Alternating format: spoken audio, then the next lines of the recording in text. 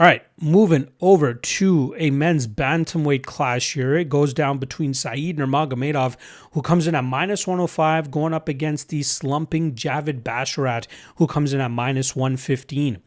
Now, starting off on the Nurmagomedov side of things, he's slumping a little bit too. 1-3 in his last 4 fights, most recently coming off of a decision loss against Bryce Mitchell. Prior to that, lost to the man main eventing this card in Vinicius Oliveira, but he was able to get that quick submission win over Gafurov to have that one win in this 4-fight stretch that he's currently on. He's a very dangerous fighter early, right? Very good guillotine, just ask Gafurov and Said Kakhramonov. Decent striker early in terms of the power in which he throws. He has a nasty spinning back kick to the body he's able to implement. But if he can't fight at his own pace, and if he's fighting somebody that's going to push the pace against him or grapple heavy against him, he's going to struggle. You know, that's where we see his cardio issues come into play, just as they did against Martinez, just as they did against Oliveira and Mitchell as well. He's very threatening in short spurts. If he can't get off on much success early and find that finish, he's often going to find himself at the whim of his opponent. And that's kind of been his issue throughout his career. If he can't get that early finish, things go sour, right? We've seen it time and time again where it's kind of bailed him out of some bad spots. But, you know, even the Said Kakhramonov fight, that's the fight where I felt like if Kakhramonov defended that submission, he would have gone on to continue to win that fight. So Nurmagomedov is more of a finish or bust kind of fighter, and he is dangerous, don't get me wrong. But I think we're starting to see at this stage in his career, things are starting to slow down for him a little bit, and it's getting harder for him to, get those chokes, harder for him to land those big shots. And again, he often gets pushed back. He's easy to take down once he starts sucking wind, and that's kind of been his issue at this stage of his career.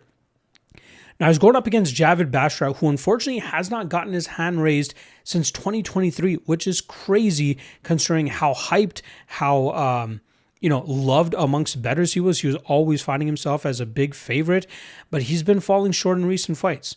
You know, the Ayman Zahabi fight started off strong, but Zahabi game planned well for the second and third rounds and just managed to outstrike Basharat that night and pull off the big upset. Then last time around, against Ricky Simón, Basharat was doing decent, shucking off takedowns, working back to his feet, landing his distance striking, but Simón was getting closer and closer with that bomb, and he eventually landed it and put Basharat out cold. That was one of the more devastating knockouts that we saw, but it's also encouraging if you like Basharat in the spot that he's been sitting out for as long as he has. I believe that was, I want to say 6 months ago. I want to get the exact time frame here of when that was. Yeah, a full year off now. So that's more than enough time for him to be sitting on the sidelines, recovering from that, but also trying to work on his confidence, right?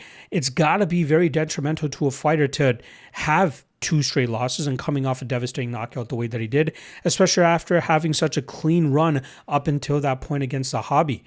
He's a very educated striker from distance. Maybe he has to tighten up the defense a little bit more, especially after that last loss. Good range management, good combinations, good timing, solid kicks, and he has a reliable grappling game if that's something that he wants to rely on, depending on the stylistic clash that he has ahead of him. The question mark becomes, how affected will he be by that last knockout? And that's obviously going to be tested here against Said Nurmagomedov, who's going to be looking to take off his head right off the bat. Now, I believe in Basharat's submission defense enough that I don't think he'll get caught in a sub by Nurmagomedov, but I think the threat of the finish, the early finish here from Nurmagomedov, could make it a little bit shaky for Basharat. We've seen a ton of love come in on Nurmagomedov over the last, 24, 48 hours. When I originally studied this matchup, Basharat was at minus 160. Now he's down to minus 115.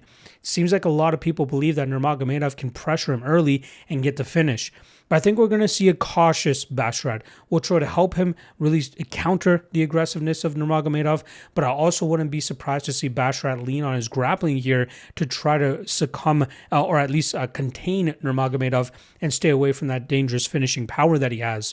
So originally, I was a little bit skeptical of taking Basharat at minus 160, but at minus 115, I think this is a good enough entry to try to take advantage of a good enough line on a very talented fighter.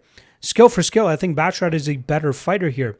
The difference is obviously questioning what his mentality is going to be coming into this fight, and if that makes him a little bit too gun shy, and obviously the finishing nature of Nurmagomedov, which makes this a closer fight, and which is why I understand why people are taking the leap on Nurmagomedov here, even with the slump that he's on.